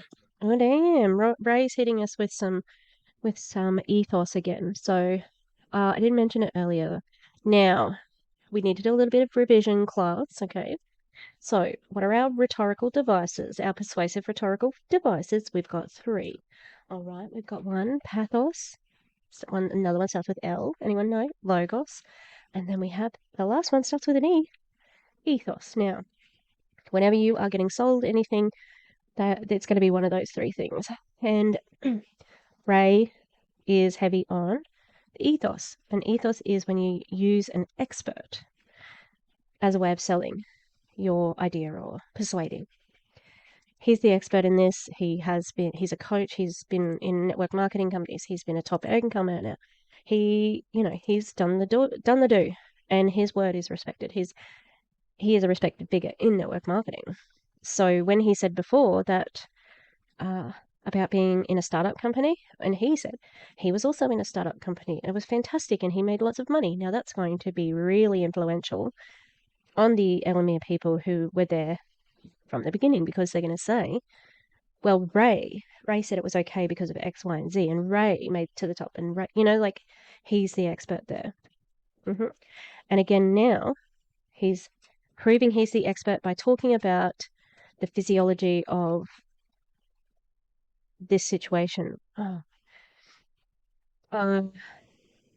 What's the last thing? The missteps. Sorry, the missteps. So he's talking through, this is how the brain works, and this is, he's using scientific words and showing his understanding, but it's all ethos. It may all be like BS. I don't know, because I don't know enough about it myself. So anyone who is in the audience, if you know that Ray's full of shit in this instance, please chime in down below. I'm interested to hear this, because he's not completely full of shit. He does actually have some good advice sometimes, and he's not a dumb man. He's not dumb. So yeah, he may be on the right track here. He's just using it for an awful reason. Of envy, though, whatever, right? And so that chemical is created, hits the adrenal glands, creates the emotion, communicates back to the neocortex and says, this is how we're feeling. This is how we're feeling. And so that creates more corresponding thoughts of, oh, we're feeling that way. Oh, let me think corresponding thoughts. And so now you're thinking and feeling and thinking. It's a loop. Okay. And so we walk around, and 90% of our thoughts are the same every single day. And so we're just noticing all the same stuff over and over and over. Yeah, he still didn't take out the trash. Yep, she didn't sign up either. Yep, they're going to reject me. And so we're just constantly noticing. And so the key is for you to stop noticing the things in your life you don't like. Now, I purposely call it missteps for a reason, and I'll share that with you here in a second. Toxic positivity, great. I think that's so dangerous. Like, how are we just going to put away everything that bothers us? You can't just not deal with things like that. If there is something bothering you in a relationship, you shouldn't just push it down and have an Elomir access clarity strip. You need to talk about it. It's communication in a team, Number 4 is what most people never do, but this one's actually it's easier to do than number 3. Number 3 is the killer. Number 3 is where most people say, yeah, Ray, but you don't understand. Yeah, you're not married to this guy, right? Or yeah, but you're not in my situation. Well, I mean, I was $1 million in debt and in foreclosure and sleeping on my buddy's couch. So, I mean, I've been in some bad situations, not all of them, right? And just a recap of the 4 components of perspective: decide what you want, do the work, stop noticing your missteps. That's the tough one. Okay. Number 4, mental rehearsal. If there's a goal in your life and you're not mentally rehearsing you being in that, then you're greatly missing out on the speed quotient. You're greatly missing out. So there's so much proof of this. He said you're greatly missing out on the speed quotient. Does he use big words just to sound smarter? You listen to an Olympic athlete, majority of them, you'll catch in an interview how they saw that as a kid. They've been practicing that as a kid in their mind. They've been mentally rehearsing winning that gold, standing on that stadium, getting the applause, getting the love, getting on the magazines, right? They've been mentally rehearsing this for a long time. And so what do they mentally rehearse? Worse, right? Worse situations, right? They mentally rehearse the bad stuff. Okay. There's a fun study that I learned from Dr. Joe. They did this study with this, they call it the piano study. And so they took, I'm just going to shorten it here, but mainly 2 groups. And one group, they provided with a piano, had them practice 15 minutes a day.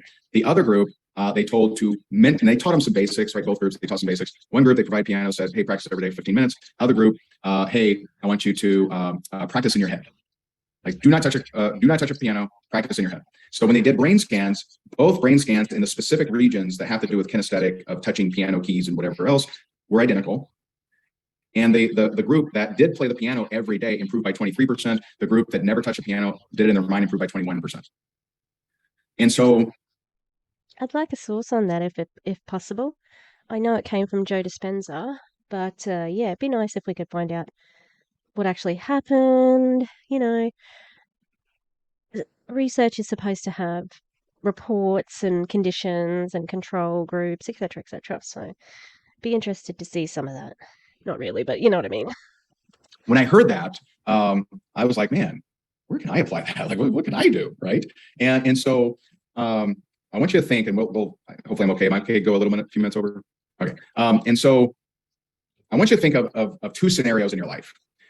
Scenario number one is, what's something you wanted to change in your life and you were successful at? Okay. So you decided you want to lose weight, or you wanted a better relationship, or you wanted to, recruit, you want to make some money, or whatever, personal life, work life, whatever. So something in your life you wanted to change and you changed it. And then I want you to think of something that you wanted to change, didn't change. Okay. So you were unsuccessful at changing. You wanted to change it, didn't change. And so I'll share some examples with you. I'll share my two examples that I use. So I'll share the one where I didn't change. Okay. I had this big idea. I was going to learn hip hop dance. And I saw it, man. Like Jess and I were gonna, we'd be at a wedding and just randomly I would just bust it out and just pat, and people would form a circle around me and be like, what, right? It was gonna be crazy. We'd be at a club and all of a sudden I just bust it out, right? And so what do I do, right?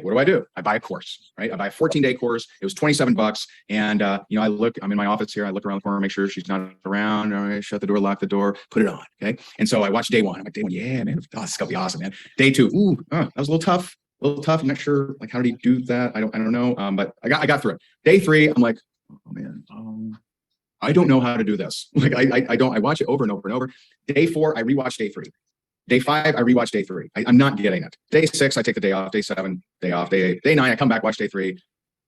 The rest, you know what? Not that important. No big deal. I don't need to learn hip hop dance. That was stupid. Okay. And so how many show up that way? Right? I showed up that way. And so I showed up that way, and that's how it went, right? Thus the end of my hip hop career, right? Never to blossom, never to flourish, never to get that circle around me with the hip hop, right? Whatever. So what's an example of something that did change? Well, what's that? So last year was our 10-year anniversary. And so I decided that, you know what, I'm gonna do something different. I'm gonna do something special. And so just so happens to also be about dance, but I decided I'm gonna buy ballroom dance lessons for her and I, right? The two of us. And so, we got little kids, we're both busy, date night every once in a while, right? And so I'm gonna get ballroom dance lessons. It'd be nice. And so I don't know where it's gonna go, but we do it. And so I start going to these lessons, and I'm terrible. I mean, I'm bad, man. Like, they're like, Ray, do you hear the rhythm? It goes doom, da, da, doom. It's like a downbeat. That's when I'm like, right? I'm like Frankenstein out there, just stomping around, just haphazardly to no beat. And it just makes no sense. And they even asked me, I swear they asked me this, and they said, Ray, were you in an accident or something? Like, are your hips immobile? Do they move? Like, can you do this? And I'm like, yeah. I'm like, I'm terrible. I'm literally terrible. And I'm not making that up. 4 months in, okay. I'll just think about the examples here. 4 months in, I'm going to 2 classes a week. 2 classes a week, right? And these are like not hour, but like 45-minute classes. I'm going to 2 45-minute classes a week. 4 months in. There's a new student that came in early, and he was lacing up his shoes and he's watching, and he rushes over when we finish to me and my wife and says, oh my God, I'm so glad I came. I feel so much better. I'm like, thanks. Thank you. Right. Because my wife is amazing. Right. So she would dance with me like Frankenstein, and then she would dance with the instructor and be like, she'd fly into the air, and, it's just amazing. Right. And people would be like, oh, she's incredible. And then she'd dance with me and fire. And so, but that kick in the teeth, which it hurt my feelings. And I'm like, I've been at this 4 months and I don't understand how that. I think that would be nice, like someone sees you as being skilled. And I think that is why the person said it, not to insult you. But it's funny how you took it that way. I don't know if I believe this story either, but apparently there's videos of him dancing, but it would only be good ones, Plus, it cost a fortune. Anyone ever do ballroom dancing? Cost a fortune. Right? You gotta buy these dresses, they're, her dresses with $3,000 or whatever. Like, you're spending all this kind of money. It's crazy. Isn't it just practicing? Why are you buying a $3,000 dress? And so that night I go home and I'm like, I know all this stuff about mindset, but I'm not using any of it. I'm just showing up every day and I'm just like, I'm not really good at dance and I'm looking for good, right? And so I'm just this wimpy wuss, like this is just how I am. And so that night, everything changed. Every night I started seeing myself in. I wonder why you said wuss. Interesting use of word. Like, you're not weak just because you can't dance. Like, that's weird. My imagination being a good dancer. And so I asked myself two questions. How would it feel? How would it feel for me to be a good dancer? I feel confident and I saw myself gliding across the floor, just killing it, right? How would I know it's true? Well, if it were true, people would compliment me. So I started seeing people in my life like see me dancing and start complimenting me. I saw my dance instructor say something. I saw my dance studio owner say something. And so I started seeing this. And I go in and guess what? I still sucked, but I stopped noticing my missteps. I stopped paying attention. I stopped dwelling upon, oh my God, I've learned that a million times. How come I'm still doing it? And so fast forward 6 months, we come in first place in our division in 2 different dances at an international competition in Miami. And the instructors say to me, they're like, dude, we got to be honest, like you weren't improving. And it was just like, you just weren't improving. And then one day you just you just skyrocketed. All of a sudden you got way better, way faster. It was amazing. That must've been the day you started practicing at home. Kinda. I didn't increase my pipeline. I was still doing 2 classes a week. I didn't go to 3. I didn't go to 4. Of course, now we have to hear about the friggin' network marketing thing because you're not allowed to enjoy anything except for only if it relates to network marketing. You can't even do a dance class. Oh, but is that really? I mean, positive mindset, I suppose, works in that instance. Really, you don't improve by dwelling on how you failed, which is a given, which is what they always preach. So maybe it's that relatability. Like Ray doesn't have a story about how he doesn't dwell in negativity because, we know that you're not allowed to do that. You have to have a positive mindset.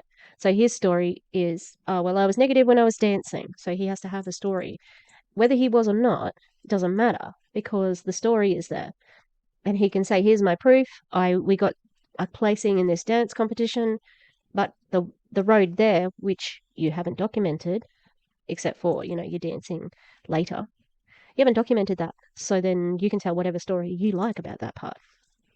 I didn't practice at home, but I spent about 2 minutes a day doing mental rehearsal in my head, and I stopped noticing my missteps. Those were the 2 things. I didn't change for you. How many people am I prospecting? How many people am I reaching out to, following up with, setting appointments with? I didn't change any of that. I was still doing 2 classes a week. I didn't watch additional videos. I didn't practice at home. Spent a couple minutes a night, mental rehearsal, and I stopped noticing all the crap that was in that scenario that I didn't want. And that had me become a champion. And so what was the difference between the 2? Okay. 1, quit easy. Didn't have a coach, didn't have anyone I could turn to. Hey, this video 3, man, it's not making any sense, right?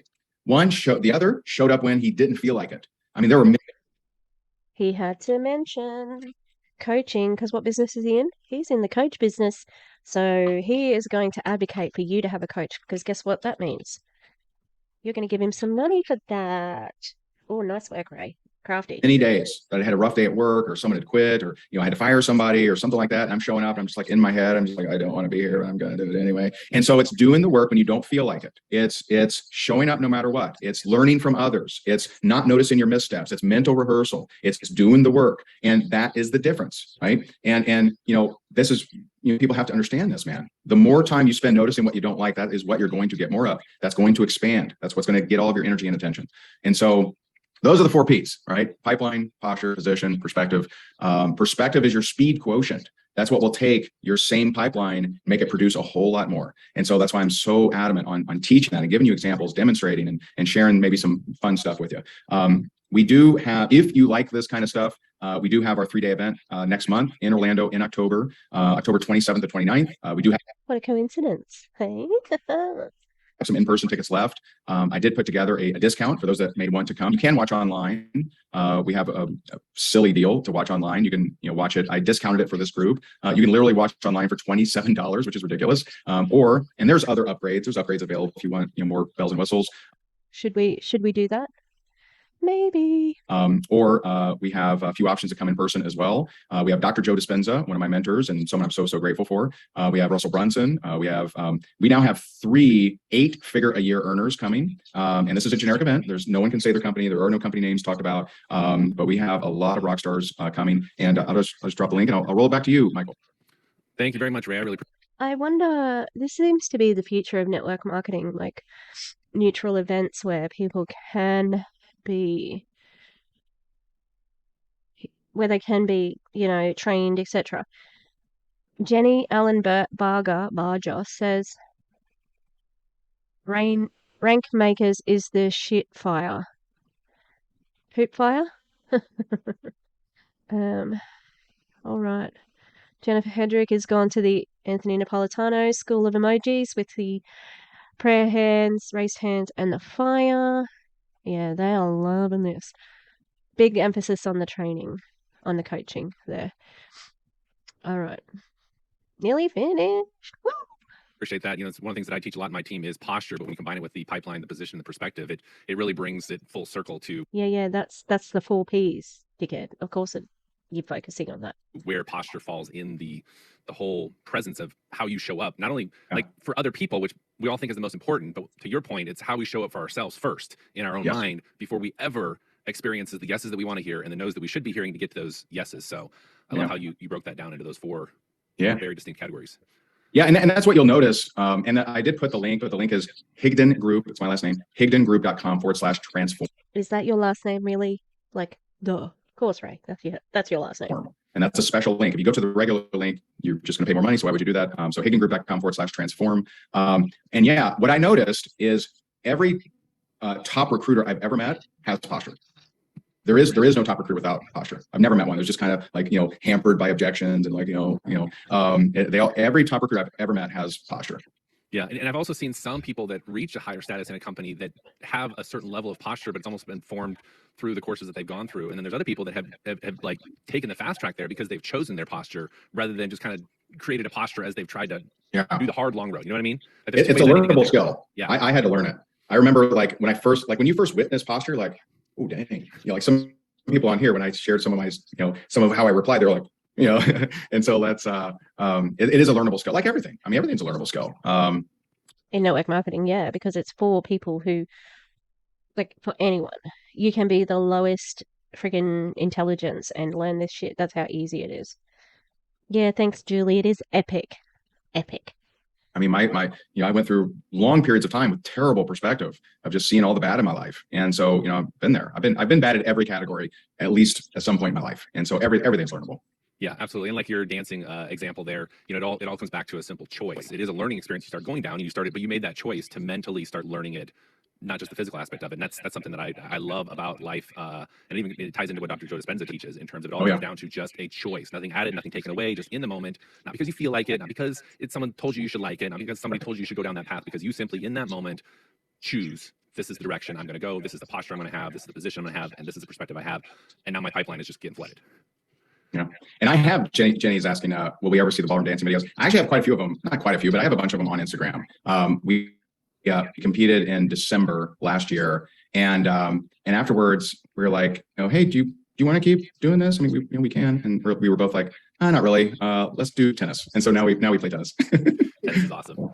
Yeah, that's very cool. Well, I really appreciate being on here, and thanks for the discount that you threw our team for Rank Makers Live. I was in Rank Makers for quite a while and loved everything that you taught in there and all the value that you give there. So I definitely give my stamp of approval on Rank Makers and everything that Ray teaches there. Obviously, going to a live event is huge, and it feels like it's been years since we've been just open, easy, quick access to several good events that we could go to. But definitely, Rank Makers Live would be a good. Were there this many before? I'm not sure. I wonder if he's still in it. That's interesting the way he just phrased it. Like, I've been in the coaching, but because I know most people when they get out, they don't recommend it. Good one for anybody to make that effort to go to, especially with the lineup. I was like, when I saw Russell Brunson in there too, I was like, dude, Ray's got his posture. Yeah. Yeah, we got some rock stars for sure. So yeah, we'd love to see you there. And anyone that hasn't been to one of my events, I mean, I'm not the behind the velvet rope guy. I'm taking pictures with you, I'm high-fiving you, autographing books, and it's we do our events a little different. Rachel Hollis realness. I'm just like you, except somebody comes to clean my toilet twice a week. Sweet lady. I was going to say something else, but now I can't remember because I was too busy being snarky. We love being with you guys, so we'd love to see you. Awesome. Very cool, Ray. Well, I appreciate you being on here, everybody. Rock stars, I was going to say, they use the term rock stars all the time, which is weird because nobody knows who they are outside of network marketing. And even pretty much outside of their company. It's only the big ones like Stormy Wellington, Jessie Lee, those sorts of synonymous people. And some of them are more infamous than famous, you know? I'll send the replay out here as soon as it finishes processing. For those that were on here live, you can rewatch it and certainly share this with your people if they weren't on here. Share the replay with them. So, Ray, I really appreciate you taking the time to do this here tonight. All right. Rooting for you guys. Appreciate you. Thank you very much. Say hi to Jessica for me. All right, everybody. Have a good night. Thanks for being on. Thanks, Michael. Thank you, Michael. Welcome. Thank you. Thank you so much. Thank you. Thank you. All right, so there we go, people. I enjoyed standing up and delivering this. It was good. Hope you weren't too stressed out by the amount of clothes I have. Also, I've got more in the other room. I did throw out some. I got a pile here of donations. Yeah, I got a lot of clothes. I got a lot of. Well, I actually don't have much other stuff. I have clothes and knickknacks. That's me. Yeah. All right, we're gonna wrap it up there. I think it was interesting when Ray said, "I'm rooting for you guys," because I think that Elomir has really annoyed some network marketing people because they came out just, so unprofessional. They're still being unprofessional. I just think they're making the network marketing look bad because I don't know, they're just noobs and they have really cringy social media.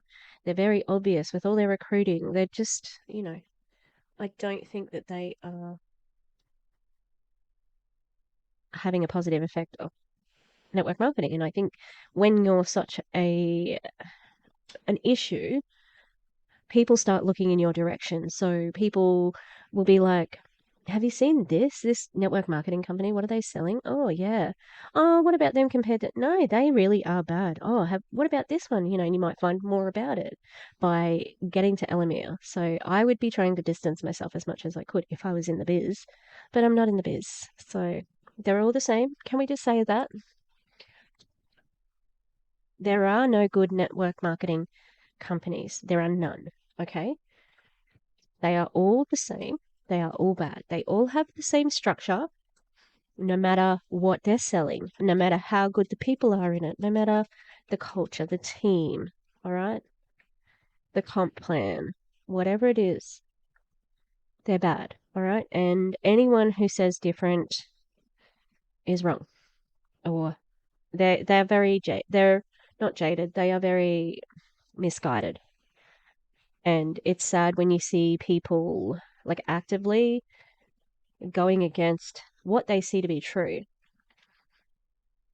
I'm talking about something specific where there was somebody who was in network marketing. They left and were terminated and had been around in the anti-MLM community, and this person has said openly, this was a cult, this was wrong, this was happening, and spilling the tea, like hardcore spilling the tea, and is now, had expressed, especially after conference, they had expressed, some statements about missing community. And I can understand that because I think that is something that is sold very, very overtly. In fact, it's probably one of the only things that they can sell, which does sort of exist, but it's conditional. That's the only problem. So this person has sort of voiced concerns and has said that they would like to, if they find the right product, they're going to rejoin. And that's disappointing because I know that this person has encouraged other people to get out of the MLM and, yeah, has some really good friends in the anti-MLM community. So I hope that they do the right thing and, because of their influence, and they are influential, I think that quite a few people could follow her back into an MLM, and that would be awful. So, I will leave it there. Can we just say welcome back to Miss Hannah? Miss Hannah Alonso / Thaler. Congratulations, gorgeous lady. Oh my goodness, she's pregnant, which is fantastic. She's very sweet and I really have missed her. So she's my little friend in teaching. We're not friends, sorry. I've made up a friendship in my head. Parasocially friends, all right. Because I'm a teacher, she's a teacher, but she's a cat person and I'm a dog person, so you know. But I'm so glad that she is going to be around a bit more. And yeah, congrats to her. We're just waiting for Miss G, Miss Gracious Expectations to come back as well. We miss you too. All right. Have a good one. This was a long outro. I'm like trapped in my little corner here. Like I've unpacked all of the things on the ground around me. So I'm gonna have to like move 10 things to get out of the way. All right, please like and subscribe and I'll try and put up a video tomorrow. Okay, bye.